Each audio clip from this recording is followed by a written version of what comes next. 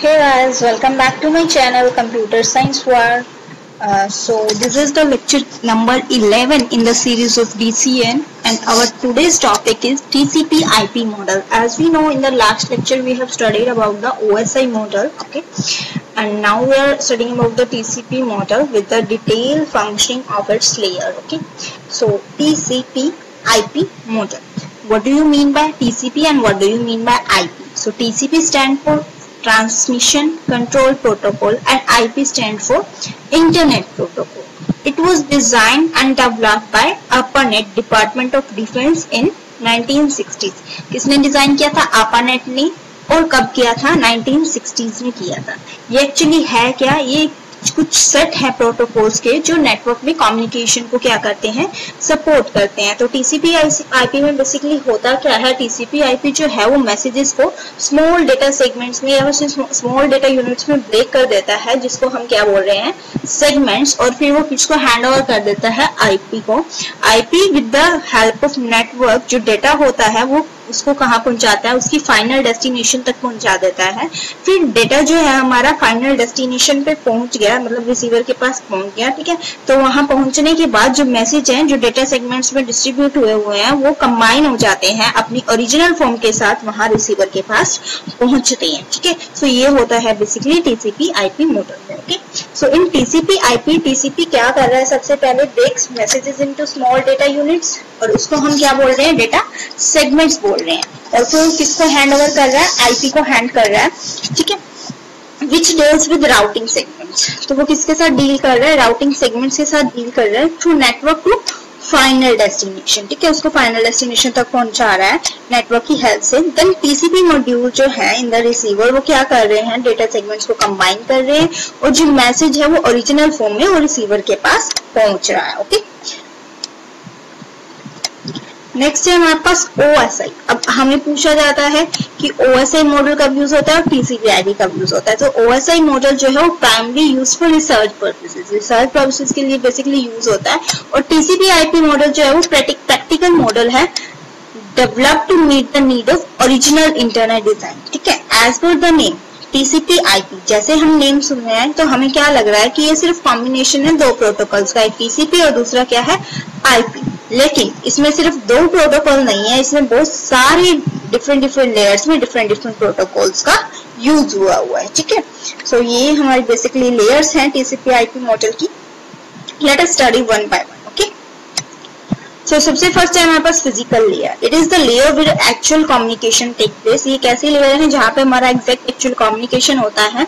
यहाँ physical layer क्या कर रही है? बाइनरी डाटा जो है, बाइनरी सीक्वेंस जो है उसको किस में कन्वर्ट कर रही है? एनालॉग में कन्वर्ट कर रही है, ताकि हम अपने डेटा को ट्रांसफर कर सके वाया लोकल मीडिया, ठीक है. या signals, electrical signals, light signals, radio signals की हेल्प से, ठीक है. Electrical signal in the mean अगर हम कॉपर केबल या लैंड केबल की हेल्प से डेटा को ट्रांसफर कर रहे हैं.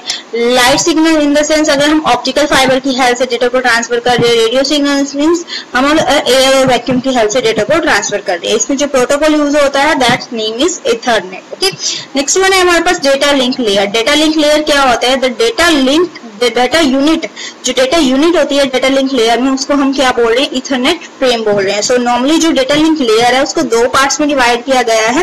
एक होता है हमारे पास मैक, जिसको हम मीडियम एक्सेस कंट्रोल लेयर बोलते हैं, और दूसरा होता है LLC, logical link control sub layer. Okay, so MAC जो होता है वो क्या करता है? इंफॉर्मेशन प्रोवाइड करता है about the header and the trailer. Header और ट्रेलर के बारे में इंफॉर्मेशन प्रोवाइड करता है. हेडर क्या होता है कि जो हम एड्रेस ऐड कर रहे हैं, मैक एड्रेस ऐड कर रहे हैं कि कहाँ से आया है ये और कहाँ उसका रिसीविंग है, कहाँ पे उसको जाना है. ट्रेलर क्या होता है? 4 बाइट का डेटा होता है जो एरर डिटेक्टिंग के लिए, एरर चेकिंग के लिए यूज होता है, ठीक है. सो व्हाट इज मैक सब लेयर? मैक सब layer is responsible for data encapsulation. Encapsulation का मतलब यहाँ पे क्या है कि हम किसी एडिशनल इंफॉर्मेशन को ऐड कर रहे हैं, लाइक हम ट्रेलर और हेडर को ऐड कर रहे हैं, ठीक है. And accessing the media. The MAC सब लेयर एड्स अ हेडर. मैक सब लेयर क्या कर रही है? हेडर को ऐड कर रही है और ट्रेलर को ऐड कर रही है आईपी पैकेट के अंदर, ठीक है, ठीक है.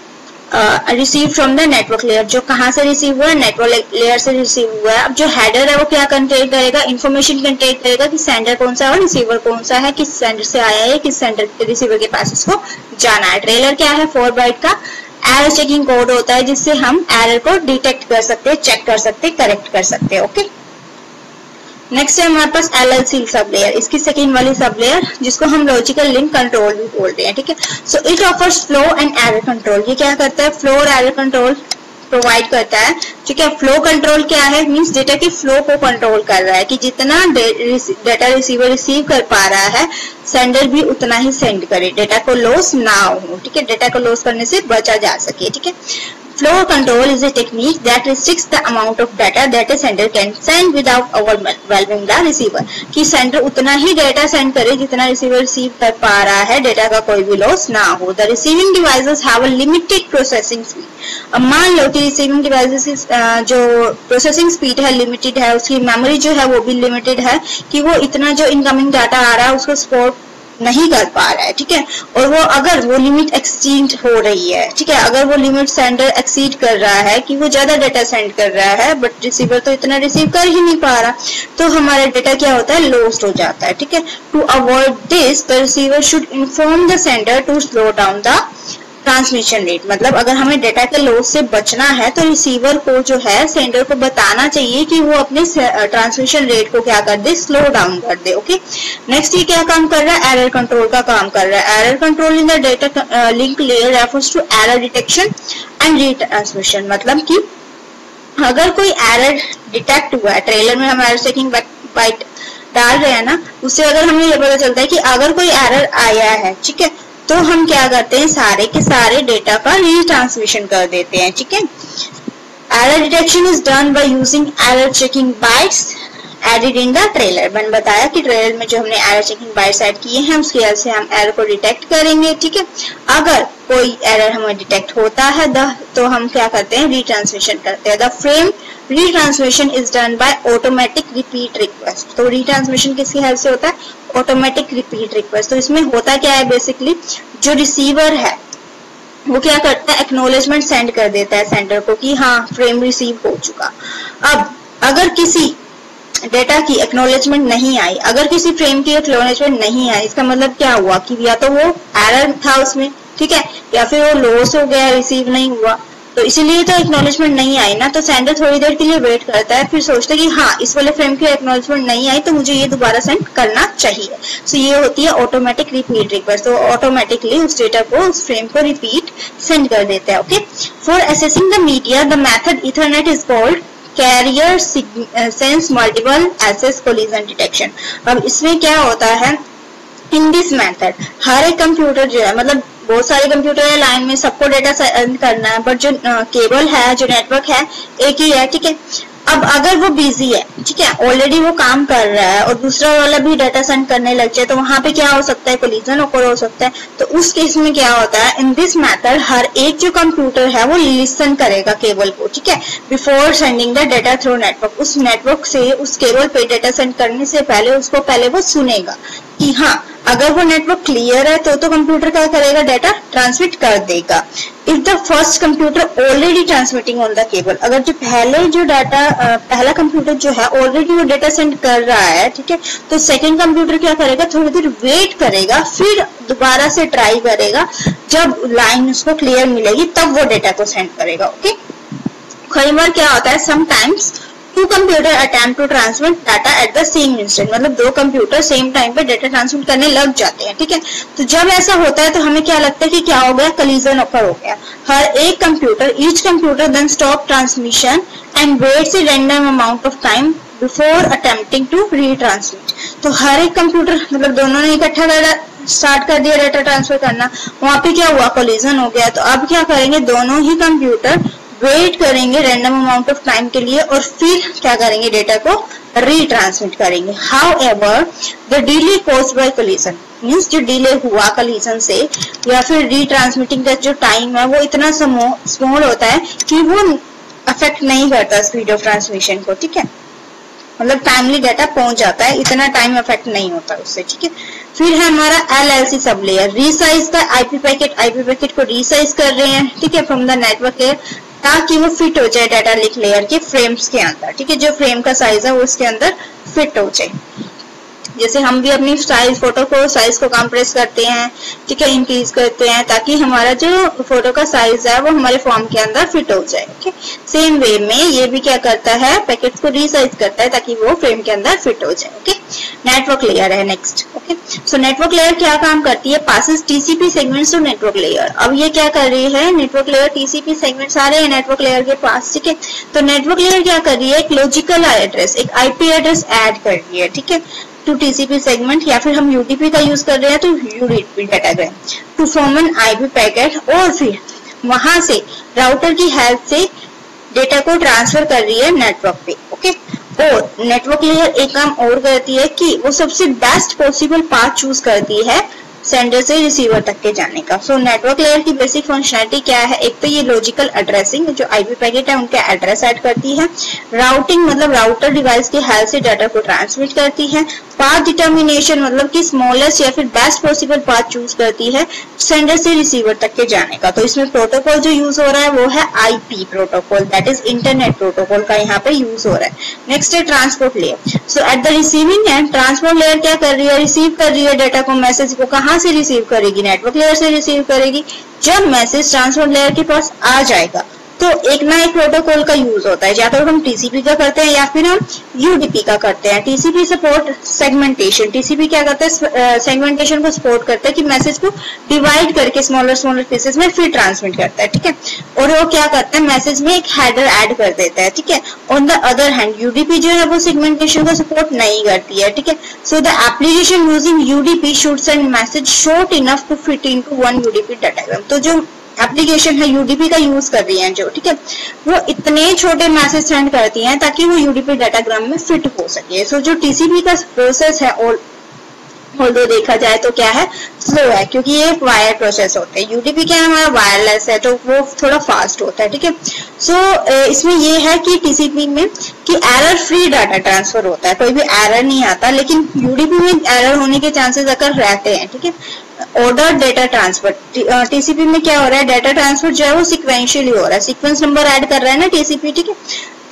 तो वहां जो है टीसीपी में ऑर्डर डाटा ट्रांसफर हो रहा है, लेकिन यूडीपी पे ऐसा नहीं हो रहा है। Retransmission of lost data, TCP के केस में क्या होता है कि जो सेंडर है, जो रिसीवर है, अगर उसके पास डाटा आ गया तो सेंडर को एक्नॉलेजमेंट सेंड कर रहा है, ठीक है।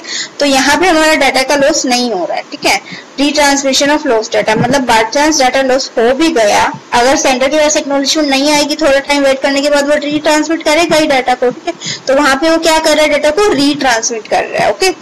बट यूडीपी में ऐसा नहीं होता। और टीसीपी में डिस्कार्डिंग डुप्लीकेशन पैकेट्स भी होता है, मतलब कि अगर दो या दो से ज्यादा कॉपी सेम पैकेट्स की ट्रांसफर हो गई हैं तो वो क्या करेगा, डिस्कार्ड कर देगा, उसको लगेगा कि ये सेम है तो उसको डिस्कार्ड कर देगा, ओके। देन है एरर फ्री, मतलब TCP checksum field is used by the sender and calculates. अब एरर फ्री कैसे करते हैं, टीसीपी में जो है हम चेकसम टेक्नोलॉजी का यूज करते हैं, जिसकी हेल्प से हम चेक करते हैं कि जो डाटा हमने भेजा है वो एरर फ्री रहे, ठीक है। तो यूजर कुछ कैलकुलेशन करता है सेंडर, और फिर वो कुछ एक ऐसी वैल्यू ऐड कर देता है डाटा की स्टार्टिंग में, ठीक है, और उसके साथ डाटा को ट्रांसफर करता है वो वैल्यू, ठीक है, जो चेकसम की है, और साथ में अपना डाटा उसको उसने ट्रांसफर करा। सेम रिसीवर एंड पे भी रिसीवर क्या करेगा, सेम प्रोसेस परफॉर्म करेगा। अगर उसकी चेकसम की वैल्यू और जो वैल्यू आई है चेकसम में सेम मिलती है सेंडर के साथ, तो हमारा डाटा क्या है, एरर फ्री है। अगर वो वैल्यू मैच नहीं कर रही है तो हमारा डाटा क्या है, एरर है उसमें। तो टीसीपी सेगमेंट क्या कर देगा, उसको डिस्कार्ड कर देगा और एक्नॉलेजमेंट भी सेंड नहीं करेगा। अब सेंडर के पास एक्नॉलेजमेंट नहीं आएगी तो सेंडर क्या करेगा, दोबारा से डेटा को सेंड करेगा, ठीक है। एक बार रीड करते हैं। The receiver perform the same process, receiver भी चेकसम की प्रोसेस परफॉर्म करेगा, ठीक है। रिसीवर एंडर पे चेकसम की वैल्यू कैलकुलेट करेगा। अगर वो value if it does not match with the present value in the checksum field, जो सेंडर के पास से वैल्यू आई है चेकसम फील्ड में, अगर उसके साथ मैच नहीं कर रही है तो टीसीपी सेगमेंट जो है वो डिस्कार्ड कर दिया जाएगा। कोई एक्नॉलेजमेंट सेंड नहीं होगी सेंडर को, because the sending side does not receive an acknowledgement, क्योंकि सेंडिंग साइड के पास एक्नॉलेजमेंट नहीं आई है, रिसीवर ने एक्नॉलेजमेंट नहीं भेजी है, तो जो सेंडर साइड है वो डेटा को क्या कर देगी, रीट्रांसमिट कर देगी, okay. I hope it is clear. Next है एप्लीकेशन प्रोटोकॉल। सो ये क्या है, टॉप मोस्ट लेयर है। The application layer is used by user application, ठीक है, जो क्या कर रही है, मैसेजेस को पास कर रही है एक कंप्यूटर से दूसरे कंप्यूटर में, ठीक है, किसी नेटवर्क के ऊपर। एग्जांपल हम क्रोम का यूज करते हैं, फायरफॉक्स का यूज करते हैं, माइक्रोसॉफ्ट आउटलुक का यूज करते हैं, ओके। वेब ब्राउजर, ठीक है, किसका यूज कर रहे हैं, कौन कौन से प्रोटोकॉल का यूज हो रहा है वेब ब्राउजर में, HTTP और HTTPS, hypertext transfer protocol, okay. Email send करते हैं तो उसमें कौन सा यूज होता है, POP प्रोटोकॉल का यूज होता है, post office protocol, simple mail transfer protocol का यूज होता है, ठीक है। सो जो प्रोटोकॉल्स एप्लीकेशन लेयर प्रोवाइड करती है वो कौन कौन से होते हैं, एक तो होता है DNS, डोमेन नेम सिस्टम। ये क्या करता है, ट्रांसलेट करता है IP एड्रेस को डोमेन नेम्स में। फिर हम नेक्स्ट प्रोटोकॉल कौन सा यूज करते हैं, DHCP, जो एप्लीकेशन लेयर के अंदर प्रोटोकॉल्स यूज हो रहे हैं उनकी बात हो रही है यहाँ पे। Dynamic host configuration protocol, automatically क्या करते हैं, IP एड्रेसेस असाइन कर देते हैं किसी कंप्यूटर को जो नेटवर्क के अंदर प्रेजेंट है। फिर हाँ, क्या किसका यूज हो रहा है, FTP प्रोटोकॉल का, फाइल ट्रांसफर प्रोटोकॉल। ये किस लिए यूज होते हैं, फाइल्स को ट्रांसफर करने के लिए यूज होता है एक कंप्यूटर से दूसरे कंप्यूटर में इंटरनेट पे, ठीक है। नेक्स्ट है HTTPS, बड़ा हाइपरटेक्स्ट ट्रांसफर प्रोटोकॉल, किस लिए यूज हो रहा है, सेंड और रिसीव करने के लिए वेब पेजेस को। नेक्स्ट है IMAP, internet message access protocol, email messages send करने के लिए इंटरनेट पे इसका यूज किया जाता है। देन है IRC, internet relay chat protocols, internet chat के लिए इसका यूज किया जाता है, ओके। नेक्स्ट है POP, पोस्ट ऑफिस प्रोटोकॉल, किसमें यूज करते हैं, ईमेल में यूज करते हैं ताकि हम मैसेज को रिट्राइव कर सके रिमोट सर्वर से, ठीक है। नेक्स्ट है SMTP, simple mail transfer protocol, ये भी किसमें यूज होता है, ईमेल पर्पसेस के लिए यूज होता है। अब हम इसका डायग्राम देखा जाए तो एप्लीकेशन लेयर, प्रेजेंटेशन लेयर और सेशन लेयर, ठीक है, ये तो किसमें होती है, तीनों लेयर OSI में। ये तीनों कंबाइन करके एप्लीकेशन लेयर बन रही है, एक ही लेयर बन रही है, तीनों कंबाइन करके किसमें, TCP/IP में, ठीक है। अब इंटरनेट प्रोटोकॉल स्टैक, ठीक है, इंटरनेट प्रोटोकॉल स्टैक मींस कौन कौन से प्रोटोकॉल्स यूज हो रहे हैं डिफरेंट लेयर में। सबसे पहले एप्लीकेशन में FTP, SMTP, HTTP का यूज कर रहा था, ठीक है। और ट्रांसपोर्ट लेयर में हमने TCP UDP का यूज करा था। नेटवर्क लेयर में हमने IP प्रोटोकॉल या फिर राउटिंग प्रोटोकॉल का यूज करा था। डेटा लिंक में हमने किसका यूज करा था, पॉइंट टू पॉइंट प्रोटोकॉल का यूज करा था। फिजिकल लेयर में हमने ईथरनेट का यूज करा था, ओके।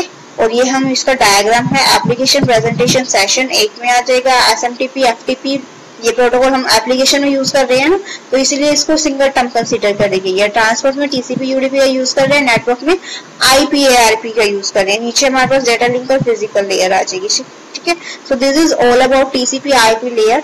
बहुत अच्छे से समझा दिए मैंने एग्जाम पॉइंट ऑफ व्यू से। फिर भी अगर डाउट है then ask me in the comment section, कोई भी प्रॉब्लम है, ओके।